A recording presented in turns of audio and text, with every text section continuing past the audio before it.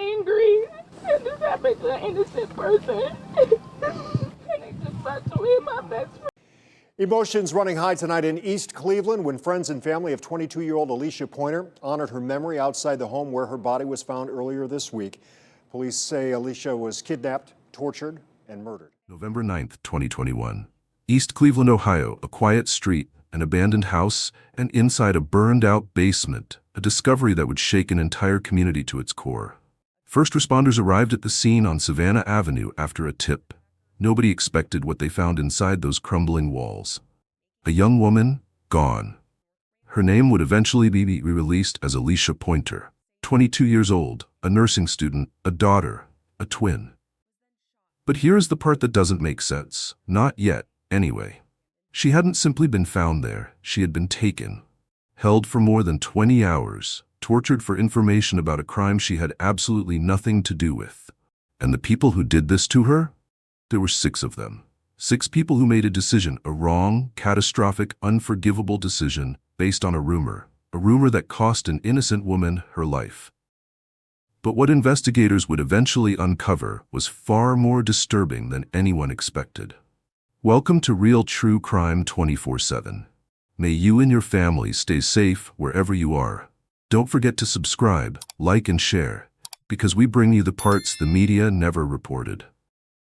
To everyone who knew her, Alishah Pointer, or Tammy, as the people who loved her called her, was exactly the kind of person the world needs more of.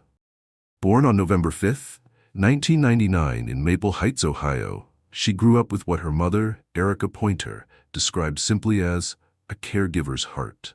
Loving, compassionate, worked as a caregiver, would do anything for you, all about family. That wasn't just a phrase. Alishah was pursuing nursing. She wanted to spend her life looking after people. She was the kind of friend who showed up, the kind of family member who stepped in.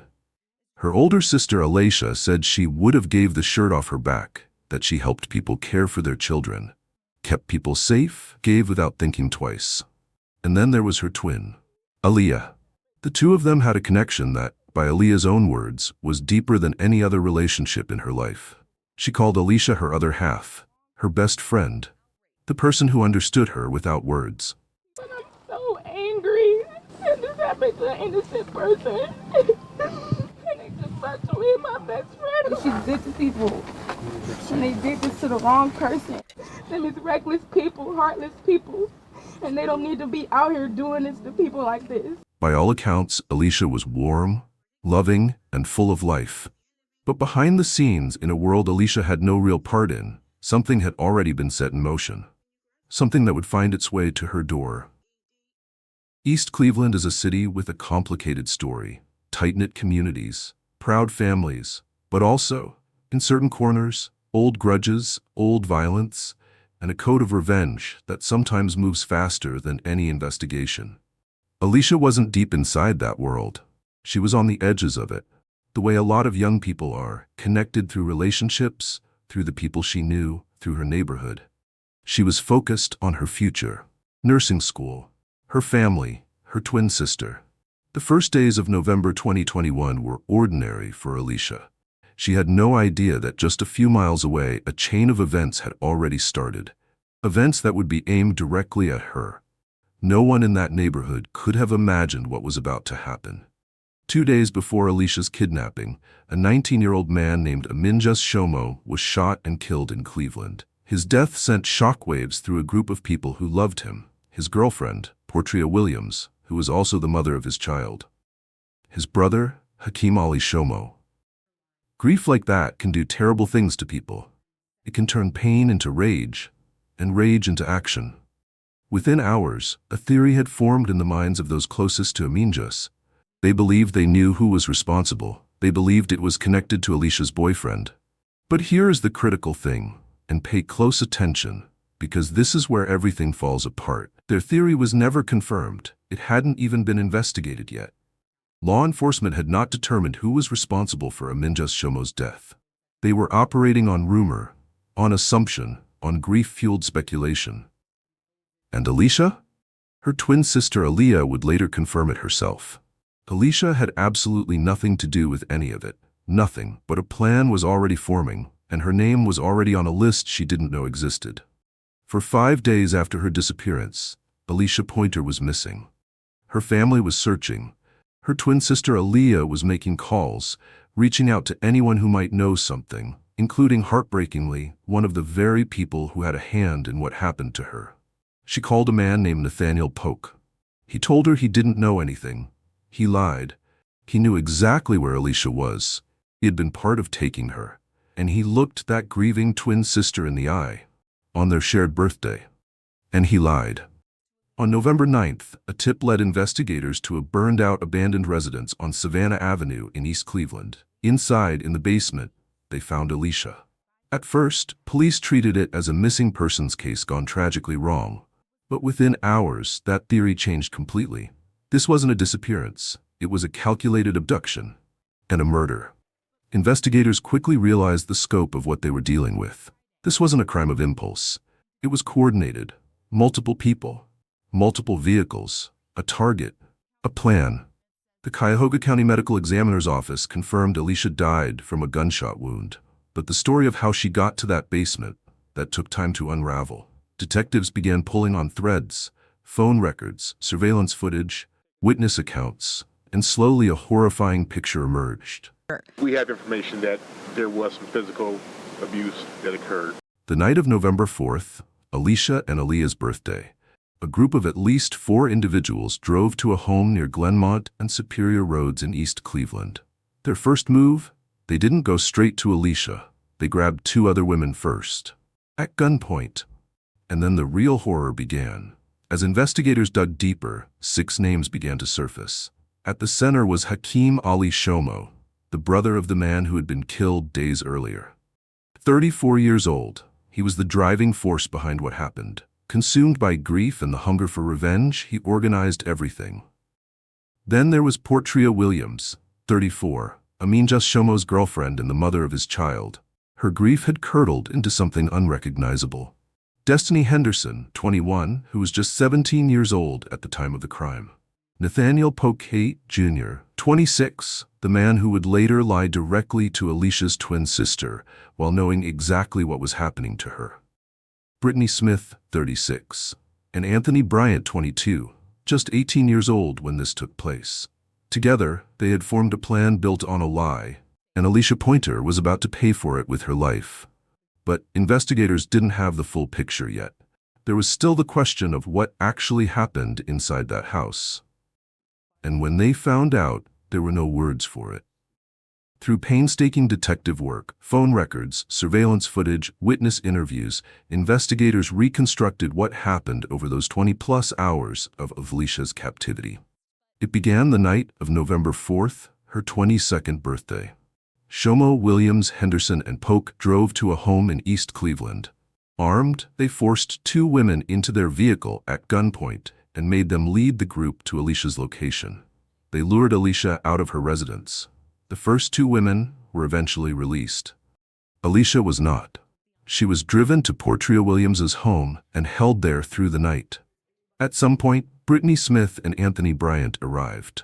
Polk eventually left, and then the assault began. Shomo, Smith, and Bryant physically attacked Alishah, not out of further rage, but with a specific, chilling goal. They wanted her to tell them where her boyfriend was. They wanted to use her as bait. Smith went further. She wrapped Alishah's face in clear tape. She threatened her with a syringe. Alishah had nothing to give them, because she knew nothing, because she had nothing to do with any of it, and still they held her.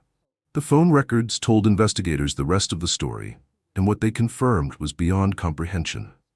After more than 20 hours of captivity, the group made a final decision. Hakeem Ali Shomo left. Henderson, Smith, Williams, and Bryant forced Alishah into a vehicle. They drove her to an abandoned house near Savannah and Manhattan Avenues in East Cleveland. They took her inside, and there, Williams and Bryant opened fire. Henderson tried to fire as well. Her weapon didn't discharge. Then they walked out, drove away, went back to Shomo's residence, and left Alishah Pointer in that basement, on her birthday. For 5 days, no one came. The motive, when it was finally laid bare in court, was as hollow as it was devastating. Revenge for a killing that had never been definitively linked to anyone in Alishah's life. A rumor, a guess, a rage that had nowhere to go, so it went to her. She was innocent, entirely, completely, unambiguously innocent. And 6 people decided that didn't matter. As the investigation progressed through 2022 and into 2023, each of the 6 was arrested and brought before the justice system. The case was complex. It involved a mistrial in March 2023, caused by a court communication accidentally sent only to prosecutors, and legal challenges that had to be fought all the way through the appeals process. Defense attorneys attempted to argue double jeopardy protections. The courts denied those challenges. One by one, the 6 faced interrogation. Some deflected, some minimized their roles. Brittany Smith was the only one who would eventually address the court directly, carrying a Bible when she was sentenced, offering an apology to the family. But apologies, as Alishah's family made painfully clear, do not bring a person back. The final sentencings were completed on January 9, 2026, more than 4 years after Alishah was taken.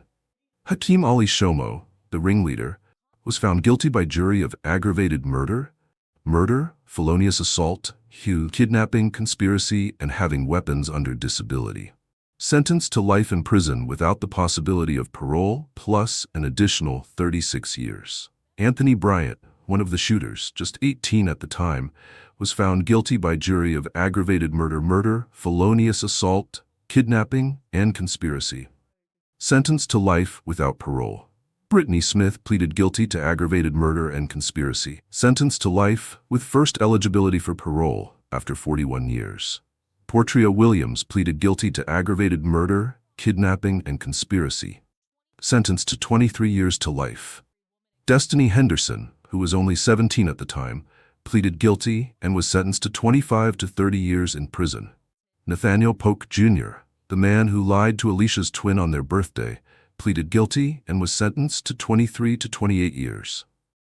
Cuyahoga County Prosecutor Michael O'Malley stated at sentencing, "Few murders reach the level of barbaric violence like the brutal murder of Alishah Pointer. Those responsible lack any sense of human decency or compassion. Each one of them is now behind bars, most for the rest of their natural lives." In the courtroom, Alishah's family faced the people responsible and did not look away. Her mother, Alishah Pointer, stood before the court and said what no mother should ever have to say. "My daughter was innocent and did not deserve this. She was special, loved, and was full of love. What's inside of these monsters cannot be rehabilitated. Not one person showed my child compassion or mercy." They took my daughter's life. 2 of these are mothers themselves.